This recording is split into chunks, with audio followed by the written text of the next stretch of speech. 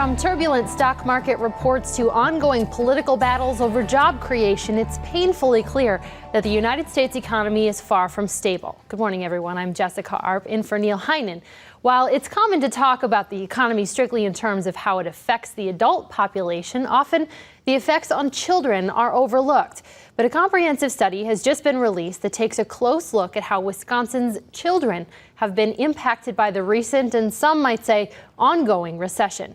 Here to talk about the findings of that study, among other topics, is the executive director of the Wisconsin Council on Children and Families, Ken Taylor. Ken, welcome to For the Record this morning. Thank you for having me. Well, why don't you tell us, first of all, this Wisconsin Council on Children and Families this year celebrated your 130th anniversary, right? Right. And it was established in 1881. So why don't you tell people who maybe aren't familiar with it a little bit more about what you do? Well, the Wisconsin Council on Children and Families is a statewide research, public education, and advocacy organization focusing on children and families. As you said, we're 130 years old. We're the oldest organization of our type in the country. So we work on a wide range of issues. We're a nonprofit, nonpartisan organization, and we work on issues like health care and early care and education and juvenile justice and child welfare and poverty reduction as well. Right. Can you tell us a little bit more about some of maybe the programs or the things that you support? I mean, you talk about a wide range of things there, but what kind of specific things do you do? So, for example, we work hard to keep the Badger Care Plus program for health care insurance strong. We know that there are some challenges there, but we also know the importance of that program in tough economic times and for children so that they can grow up healthy. We work on early care and education, so there's an important public program called Wisconsin Shares that supports early care and education, and we're helping our public sector counterparts to make sure that that's as strong and high quality a program as they can possibly put on the streets of our state. Sure. Well, as we, the couple things you mentioned there, Wisconsin Shares and Badger Care, of course, the two things that have been discussed a lot in this budget environment. How has the budget really affected what you do and the priorities of the things that you put forward for the council? Well, in these tough economic times, tough budgetary times, there are significant cuts to all of those programs. And that's something that we're very concerned about because we know that the investments in children and families work.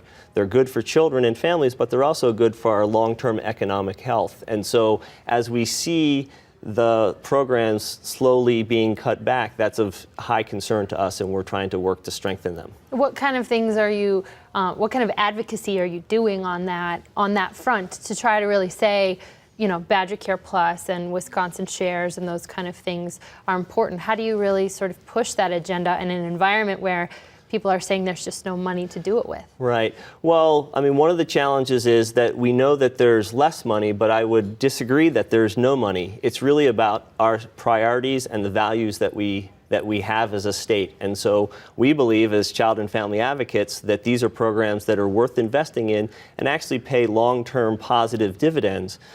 We also believe that we should all share in the sacrifice that's being asked of us, and so we shouldn't balance the budget on the backs of children and families. Do you think people understand when you hear the names of some of these programs, if you're not a part of them, you may not know what they do. I mean, do you think people really understand the importance of these programs to, community life in the state? Well, I think that we all have some work to do to try to help people understand the importance of these programs, and that I think the economic recession is showing us that it's not just for other people. There are many people who never thought that they would need public support, that people that were donating to food pantries 2 years ago now are unfortunately clients of those same food pantries. We've lost 160,000 people lost insurance through their employers because of job loss. So the Badger Care program helps support some of those workers who have fallen into poverty, have the health care that they need. So I think that people are more and more understanding that these programs are not just for other people, they're for all of us. For those of us who are lucky enough to not need them, we know that the long-term implications of not providing high-quality early care and education or high-quality health care, it costs us all more in the long run. So these are important programs to continue to invest in now. Has that increased the need for what you do what you do every day, the council sort of advocacy role? I think it does. There's more and more need out there, and so unfortunately children still don't have a voice in the political process, and so we have to continue to be that voice. As their need goes up, the importance of organizations like WCCF and other advocacy organizations also increases. Yeah, you talk about the impact of the recession on children, and there has been a report now that's been done. The 2011 Kids Count data book that is out. This is done by the Annie Casey Foundation. It's basically a profile, as you say, of measures of child well-being. Is that how you describe it? Right. So what they do is they look at national data and take 10 important data elements and look at each state and combine them to see what the overall ranking is of each state. And so Wisconsin has historically been a top-tier state. I'm not a big fan of individual rankings, but we're number 12 for those folks who are interested in that. But I think the important thing is that we're in the top tier, and we are along other states in the upper Midwest, like Minnesota and Iowa, and also states in the New England states tend to rank highly on child well-being. When you look around the nation, the lowest performing states when it comes to child well-being are across the southern portion of our nation. Sure. Well, we want to talk a little bit more about this Kids Count data and Wisconsin's ranking, of course. We will be right back this morning with For the Record.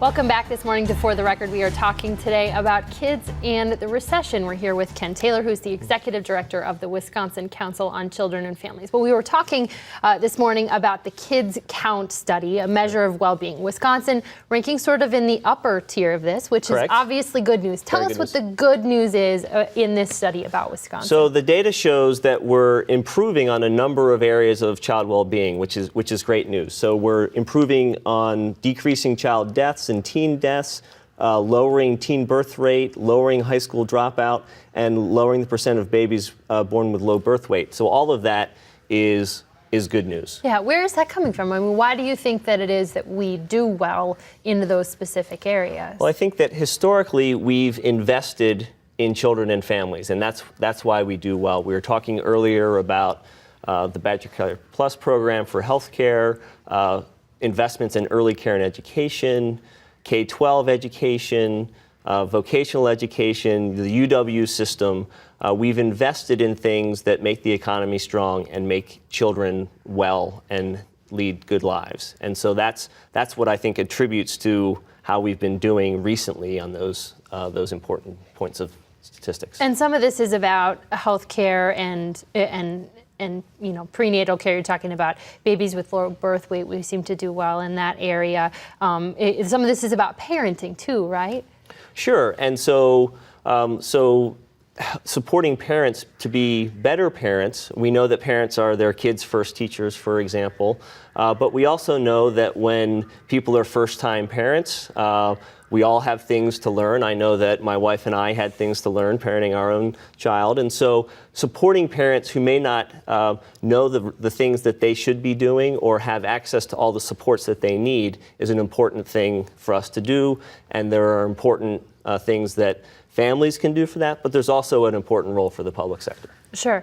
We wanted to talk, obviously there's good news, sometimes there's bad news too. Right. Tell us, one of the things that we're talking about, kids in the recession here, 42% increase in Wisconsin children living in poverty, going from 12% in the year 2000 to 17% in 2009. That is double the average increase nationally. What's going on here? Right. Well, I don't have the magical solution to the challenges of increasing poverty. I think that the national recession is hitting us. One of the important things to note is that we're still below the national average, but we're losing ground. And so seeing the poverty rate double for children is very troubling. The other thing that's troubling is that it's not equally shared across all of our demographic groups. And so when you look at the African American poverty rate for children, it's 4 times the rate of Caucasian children. And so there's, as bad as that 42% increase is, it's even deeper in certain segments of our society. Sure, and obviously some of that could have things to do with unemployment. The another sort of measure from this study, the percentage of children whose parents lack secure employment went from 22% in 2009 to 22% in 2000 to 27% in 2009.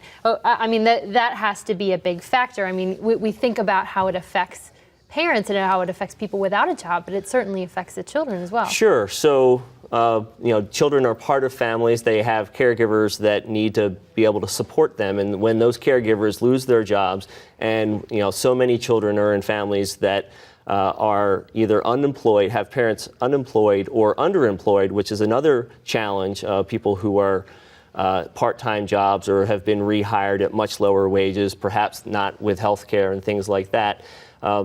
That is an important impact on those children, on their stability. So if you can imagine a child trying to go to school, but knowing that those sorts of pressures are at home and they're not quite sure what their situation is going to be at home, it just makes it harder for them to learn, and so that's very challenging. To have a stable home life, right. Really. Well, when you talk about homes too, foreclosures, we've heard a lot about foreclosures and connections to unemployment. Since 2007, the number of children affected by foreclosure, 59,000. I mean, again, we talk about the adults, but we don't talk about the kids who are losing their houses here, too. Right. So if you can imagine Lambeau Field full of children, that's roughly the number of children who have lost their homes due to foreclosure in the last few years. And so when you think about that and you think about educational attainment and you think about them doing well in school and getting a good trajectory, it's very difficult. It's difficult for the adults in their lives. It's difficult for the school teachers who are dealing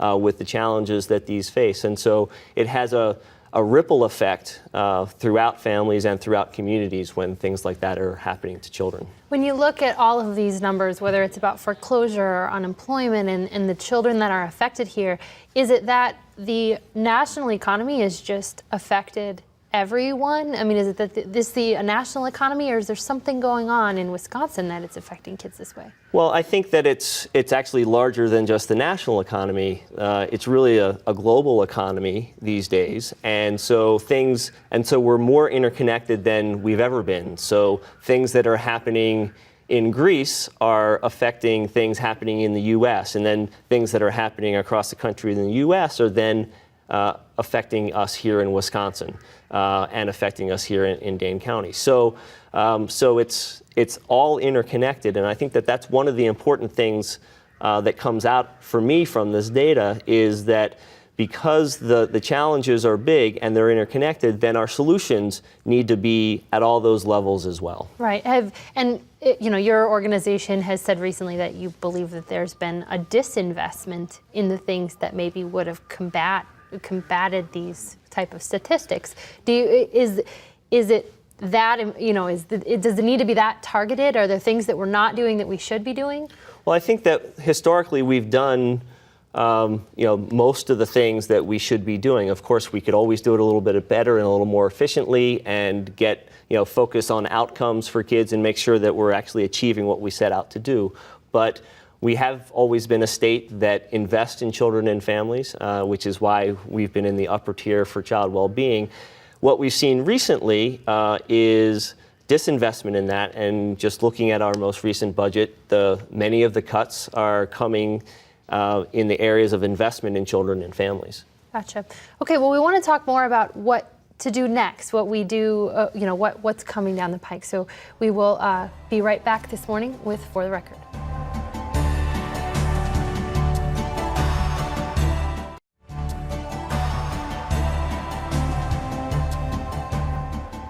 Morning, welcome back to For the Record. You're looking here at some information on an upcoming forum, A Great Start for Kids, a wise investment for Wisconsin, is being hosted by the Wisconsin Council on Children and Families. It is Tuesday, September 27th from 11:30 a.m. to 3 p.m.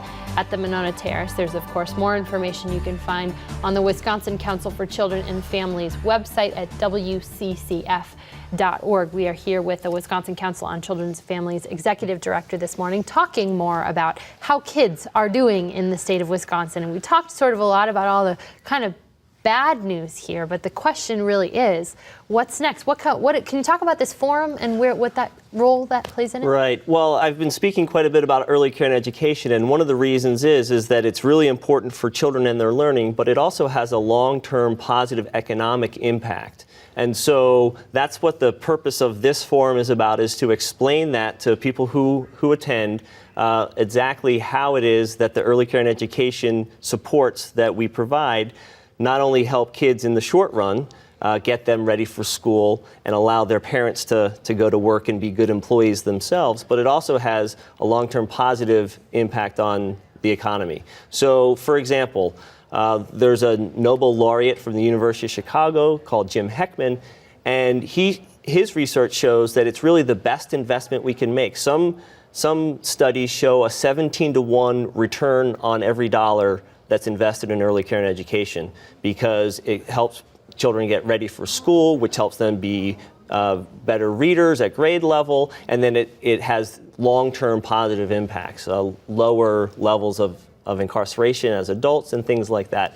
So this forum highlights the importance of early care and education as an economic development tool, as well as important for kids themselves. When you talk about early care and education, what is it that you mean there? Is it 4K? Is it sending your kids to daycare? I mean, what are people going to learn? It's the full range. So it's basically from birth to 5 or birth to school. And so 4K is a part of that.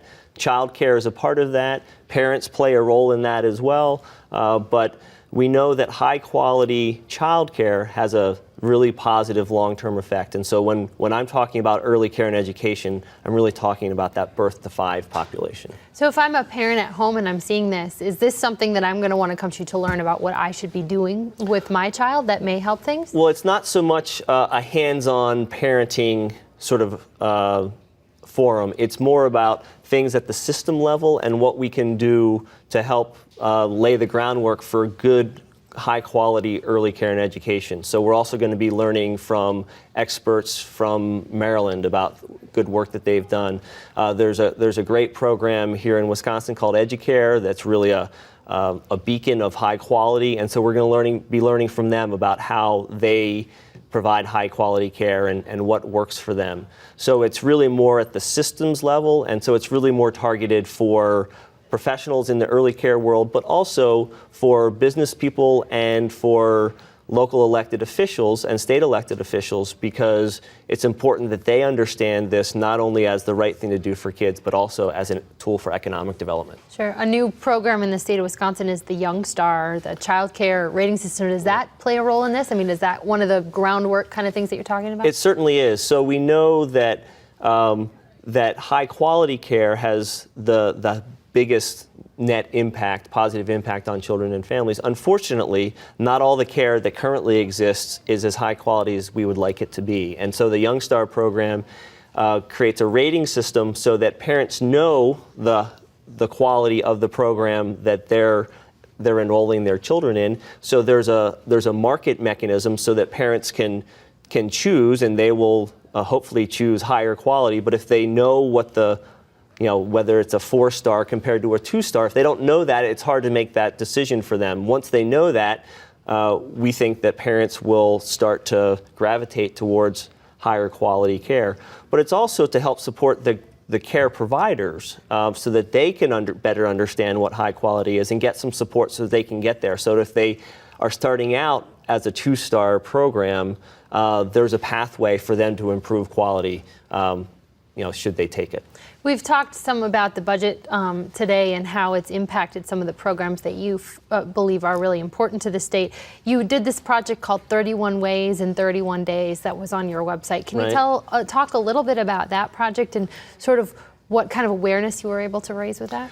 Well, the purpose of that project was to get a little bit more concrete and discrete, because when we're talking about the budget, there's very large numbers and it's very complex and it's kind of hard to get your hands around. So our attempt for this program, 31 Ways in 31 Days, is every day for the month of July, we said, well, this is one discrete program or one discrete thing that is being affected by the budget one way or the other. Sure, and that's something you can find if you go to your website, wccf.org. Is exactly. That right? Yeah. Yes. Hey, once you move past the budget, as it stands, what can be done next? Obviously, the budget's the big place where the money goes out for the next 2 years. But what kind of things do you advocate for? What's next? I mean, once we see the impact of the recession on children, what can we do now?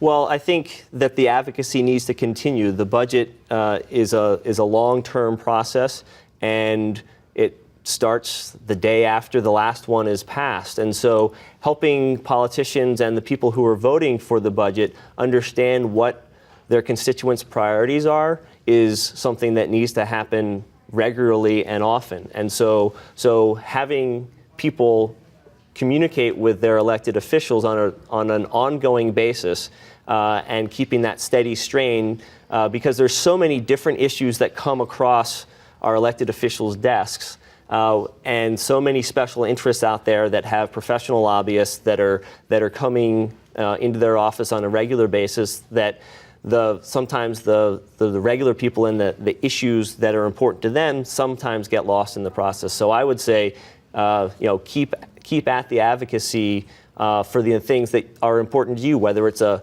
specific program that benefits you and your family, whether it's something that is important to you as far as your community goes, and as far as the state. And even if it's not your own child that benefits, we actually are all in this together. And as I said earlier, the economy is all interconnected. And so it's important for all of us to address these issues collectively. Yeah. And very quickly here, you are having community conversations about this across the state, right? Right. So we're visiting communities across the state to try to hear from them to make sure that we understand the reality of what's going on out there across our state. Sure, absolutely. Well, a lot of good information. We have a little bit more to talk about here, so we will be back in just a few minutes with For the Record. My thanks to Ken Taylor for coming in today with a lot of food for thought. For more information on the upcoming early education forum you're seeing on your screen or the other topics we discussed, check out the website of the Wisconsin Council on Children and Families at www.wccf.org. Neil will be back next week. Enjoy the rest of your weekend. We will see you next Sunday.